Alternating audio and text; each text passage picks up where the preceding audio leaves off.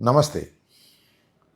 ఈ మధ్యకాలంలో జరుగుతున్నటువంటి పరిణామాలను మనం కాస్త లోతుగా, నిశితంగా పరిశీలిస్తే ఆంధ్రప్రదేశ్ రాజకీయాల్లో ఏదో ఒక పెద్ద మార్పు జరగబోతుంది అనేటువంటి సందేహం కలుగుతూ ఉంది.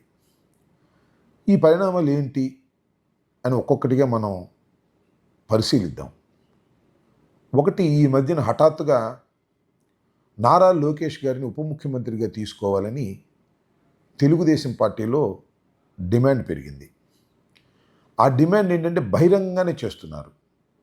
తెలుగుదేశం పార్టీలో ఉన్నటువంటి నాయకులు నారా లోకేష్ గారు చాలా గొప్పవారని, యువగళం ద్వారా నారా లోకేష్ గారు ఆంధ్ర రాష్ట్రం అంతా కూడా చాలా కష్టపడి పనిచేశారని, అందువలనే తెలుగుదేశం పార్టీ అధికారంలోకి వచ్చిందని, అందువల్ల నారా లోకేష్ గారిని ఉప ముఖ్యమంత్రిగా తీసుకోవాల్సినటువంటి అవసరం ఉన్నది అని చాలామంది నాయకులు, ప్రముఖ నాయకులే తెలుగుదేశం పార్టీలో ఉన్నవారు డిమాండ్ చేస్తున్నారు. నాకు అర్థం కాల. తీసుకోదలుచుకుంటే ఎప్పుడైనా తీసుకోవచ్చు. నారా చంద్రబాబు నాయుడు గారి ఇష్టం అది. ఆయన డిస్కషన్కి సంబంధించినటువంటి అంశం ఆయన మంత్రివర్గంలోకి తీసుకున్నారు. అసలు శాసనసభ్యుడు కాకుండానే మంత్రివర్గంలోకి తీసుకునేటటువంటి స్వేచ్ఛ ఆయన ఇంతకుముందు ఆ స్వేచ్ఛను ఉపయోగించారు. అయితే ఇవాళ ఎందుకు ఈ డిమాండ్ రావాలి? డిమాండ్ లేకుండానే చేసుకోవచ్చు కదా అంటే, ఈ డిమాండ్ ప్రారంభమైంది ఆయన కుటుంబంలో. ఏంటంటే ఆయన కుటుంబంలో ప్రారంభమైంది, ఆయన అసలు ముఖ్యమంత్రిగా చేయాలనేది ఆయన కుటుంబ సభ్యుల అభిప్రాయం. ఎందుకంటే చంద్రబాబు నాయుడు గారు వృద్ధులైపోయారు. ఆయన 74 సంవత్సరాల వృద్ధులు కాబట్టి ఎక్కువ కాలం ఆయన రాజకీయాల్లో ఉండటం కంటే ఆయన వారసుడిగా ఆయన కుమారుడైనటువంటి లోకేష్ గారిని ముఖ్యమంత్రిగా ఇప్పుడే చేసేస్తే బాగుంటుందని ఒక అభిప్రాయం కూడా ఉంది. కానీ ఆయన ఇప్పుడే ముఖ్యమంత్రిగా ఆయన చేస్తే కూటమిలో చాలా విభేదాలు వచ్చి కూటమి కూలిపోతుందని భయపడుతున్నారు. అయినా ఉప ముఖ్యమంత్రిగా చేర్చుకోవాలనేటువంటి డిమాండ్ బయలుదేరింది. ఈ డిమాండ్ని పక్కన పెడదాం. ఒక అంశం ఏంటంటే, ఉప ముఖ్యమంత్రిగా నారా లోకేష్ గారిని చేర్చుకోవాలి అంటే పవన్ కళ్యాణ్ గారి స్థానంలో ఆయన కూడా అదే స్థానాన్ని ఇవ్వాలి అనేటువంటి ఒక డిమాండ్ తెలుగుదేశంలో వచ్చింది. రెండో అంశం, కొన్ని రోజుల క్రితం మనం చూసినట్లయితే రాజ్యసభ సభ్యుల్ని ఎన్నుకునేటప్పుడు మన నాగబాబు గారిని రాజ్యసభ సభ్యులుగా చేస్తారని అందరూ ఊహిస్తే, నాగబాబు గారిని రాజ్యసభ సభ్యులుగా కాకుండా ఆయన్ని రాష్ట్ర మంత్రివర్గంలోకి తీసుకుంటాము అని ఒక లిఖితపూర్వకమైనటువంటి ప్రకటన నారా చంద్రబాబు నాయుడు గారు చేశారు. సరే, చేయగానే నెక్స్ట్ ఏదో మంత్రివర్గ విస్తరణ ఉంటుంది, ఎలాగూ ఒక సభ్యులు ఖాళీగా ఉన్నారు కాబట్టి నాగబాబు గారిని మంత్రివర్గంలోకి తీసుకుంటారని, తీసుకోవడంతో పాటు శాఖను కూడా ఫలాన్ని కేటాయించబోతున్నారని చాలా విపరీతమైన ప్రచారం జరిగింది.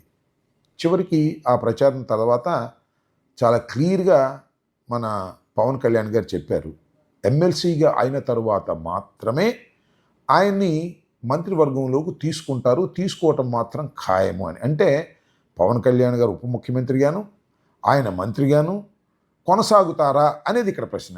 అంటే ఆయన మంత్రివర్గంలోకి తీసుకొని నారా లోకేష్ గారిని ఉప ముఖ్యమంత్రిగా చేసి పవన్ కళ్యాణ్ గారిని కేంద్ర క్యాబినెట్లోకి తీసుకుంటారనేటువంటి ప్రచారం కూడా ఒకటి విస్తృతంగా సాగుతూ ఉన్నది. కొంతమంది ఏమంటారంటే, లేదండి, పవన్ కళ్యాణ్ గారు రాష్ట్ర రాజకీయాల్లోనే ఉంటారు, పవన్ కళ్యాణ్ గారు అన్నగారైనటువంటి చిరంజీవి గారిని కేంద్ర మంత్రివర్గంలోకి తీసుకుంటారు అనేటువంటి మాట కూడా ఇవాళ మనకి వినిపిస్తూ ఉంది. ఎందుకంటే మొన్న సంక్రాంతి సందర్భంగా కిషన్ రెడ్డి గారి ఇంటికాడ సంక్రాంతి సంబరాలు జరిగితే ప్రధానమంత్రి గారితో పాటు మన చిరంజీవి గారు కూడా వెళ్ళి పాల్గొవటం వలన ఈ ప్రచారాన్ని కొద్దిగా బలం పుంజుకుంది. అయితే నేనైతే అనుకుంటున్నాను, చిరంజీవి గారు మళ్ళీ తిరిగి రాజకీయాల్లోకి వస్తారని మాత్రం నేను భావించడం లేదు. అయితే మరి పవన్ కళ్యాణ్ గారు కేంద్ర రాజకీయాల్లోకి వెళ్తారా? ఇది ఒక ప్రశ్న. మొత్తంగా చూస్తే ఏమనిపిస్తుంది, ఇవాళ పవన్ కళ్యాణ్ గారి సోదరుడైనటువంటి నాగబాబు గారు క్యాబినెట్లోకి రావటం, 2 బెర్తులు ఒకే కుటుంబానికి ఇవ్వటం, అలాగే చంద్రబాబు నాయుడు గారు అదేవిధంగా నారా లోకేష్ గారు కూడా మంత్రివర్గంలో ఉండటం, ఇది సాధ్యపడుతుందా అనే అంశాలను ఇక్కడ మనం పరిశీలించవలసినటువంటి అవసరం ఉంటుంది.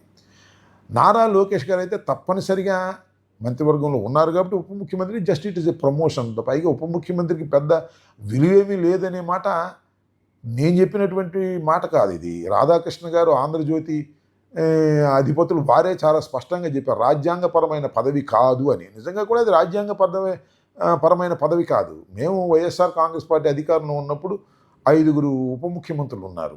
కాకపోతే 2 ఉప ముఖ్యమంత్రులు ఉంటే తప్పేమిటి అనేటువంటి వాదన కూడా వినిపిస్తుంది. కానీ ఇక్కడ గమనించాల్సింది ఏంటంటే, నారా లోకేష్ గారు కూడా ఉప ముఖ్యమంత్రిగా తీసుకుంటే, నారా లోకేష్ గారికి, పవన్ కళ్యాణ్ గారికి పెద్ద తేడా ఏమీ లేదు. ఇద్దరూ సమానం అనే భావనని జనసేన కార్యకర్తలు ఎంతవరకు భరిస్తారనేది ఇక్కడ ప్రశ్నగా మిగులుతుంది. మొన్న మేము చూసాం, మీరు కూడా చూశారు. మన ప్రధానమంత్రి గారు విశాఖపట్నం వచ్చినప్పుడు వెనకాల బ్యానర్లో చంద్రబాబు నాయుడు గారు, మరొక పక్కన ఉప ముఖ్యమంత్రి గారు, ఈ పక్కన మళ్ళా నారా లోకేష్ గారు ఉన్నారు, మధ్యనేమో మన ప్రధానమంత్రి గారు. అంటే నారా లోకేష్ గారికి పవన్ కళ్యాణ్ గారికి ఇచ్చినంత ప్రాధాన్యత మరి బ్యానర్లు ఇస్తున్నటువంటి అంశం మనం చూసినప్పుడు, నారా లోకేష్ కాబోయే ముఖ్యమంత్రి అని ఒక వాదన, కాబోయే ఉప ముఖ్యమంత్రిని ఒక వాదన వినిపిస్తున్నాయి. మొత్తంగా ఈ పరిణామాలన్నింటినీ మనం గమనించినట్లయితే ఏదో ఒక మార్పు ఈ రాష్ట్రంలో జరగబోతుంది అని. ఏం మార్పు అది? కేంద్రంలోకి పవన్ కళ్యాణ్ తీసుకుంటారా? కేంద్రంలోకి చిరంజీవి గారిని తీసుకుంటారా? నాగబాబు గారిని ఇక్కడ తీసుకుని పవన్ కళ్యాణ్ గారు కూడా ఇక్కడ కొనసాగుతారా? ఇవన్నీ చాలా ప్రశ్నలు. ఈ ప్రశ్నలకు సమాధానం రాబోయే కాలం నిర్ణయిస్తుందని నేను అనుకున్న. చాలా షార్ట్ టర్మ్లోనే ఈ విషయాలన్నీ బయటికి వచ్చేటువంటి అవకాశం ఉంది. ఏది ఏమైనా చంద్రబాబు నాయుడు గారు వేసిన ప్లాను అంత తొందరగా అర్థం కాదు, నిదానంగా అర్థమవుతుంది. ఏది ఏమైనా ఒకటి మాత్రం సత్యం, ఈ రాష్ట్రంలో ఏదో ఒక పెద్ద మార్పు జరగబోతుంది. ఆ మార్పు లోకేష్ గారికి అనుకూలంగా జరగబోతుంది. లోకేష్ గారు భావి నాయకుడుగా తీర్చిదిద్దేటటువంటి కార్యక్రమం చేస్తున్నారు. అవసరమైతే లోకేష్ గారిని ఈ టైంలోనే, ఈ టర్మ్లోనే ముఖ్యమంత్రిగా చేయాలని అనుకుంటున్నారు వారి కుటుంబ సభ్యులు. కానీ ఇప్పుడు ముఖ్యమంత్రిగా ఆయన్ని చేస్తే పవన్ కళ్యాణ్ గారు ఉప ముఖ్యమంత్రిగా ఉండటం అనేది హాస్యాస్పదంగా ఉంటుంది. జనసేన కార్యకర్తలు దాన్ని అంగీకరించరు, ముఖ్యంగా కాపులు అసలు అంగీకరించరు. కాబట్టి కొద్దిగా తిరకాసులో పడి ఈ వ్యవహారం అంతా నలుపుతూ ఉన్నారు. చివరకు ఏ రూపం తీసుకుంటుందో రాబోయే కాలంలో మనం చూద్దామని నేను భావిస్తున్నాను. చాలా పెద్ద తెలివితేటలతో చంద్రబాబు నాయుడు గారు ఆడుతున్నటువంటి ఈ నాటకంలో ఖచ్చితంగా చంద్రబాబు నాయుడు గారు విజయవంతం అవుతారని మాత్రం నేను అనుకోవడం లేదు. తప్పనిసరిగా చంద్రబాబు నాయుడు గారు ఫెయిల్ అవుతారు. కొడుకు కోసం చివరికి రాష్ట్రాన్ని బలి చేసేటటువంటి పరిస్థితికి చంద్రబాబు నాయుడు గారు వెళ్ళబోతున్నారని నేను ఈ సందర్భంగా భావిస్తున్నాను. రాబోయే కాలంలో అన్ని వాస్తవాలు తెలుస్తాయి. దీన్ని గుర్తుపెట్టుకోమని మీ అందరికీ కూడా నేను సవినయంగా మనవి చేస్తున్నాను. ధన్యవాదాలు. సమాధానం రాబోయే కాలం నిర్ణయిస్తుందని నేను అనుకున్న. చాలా షార్ట్ టర్మ్లోనే ఈ విషయాలన్నీ బయటికి వచ్చేటువంటి అవకాశం ఉంది. ఏది ఏమైనా చంద్రబాబు నాయుడు గారు వేసిన ప్లాను అంత తొందరగా అర్థం కాదు, నిదానంగా అర్థమవుతుంది. ఏది ఏమైనా ఒకటి మాత్రం సత్యం, ఈ రాష్ట్రంలో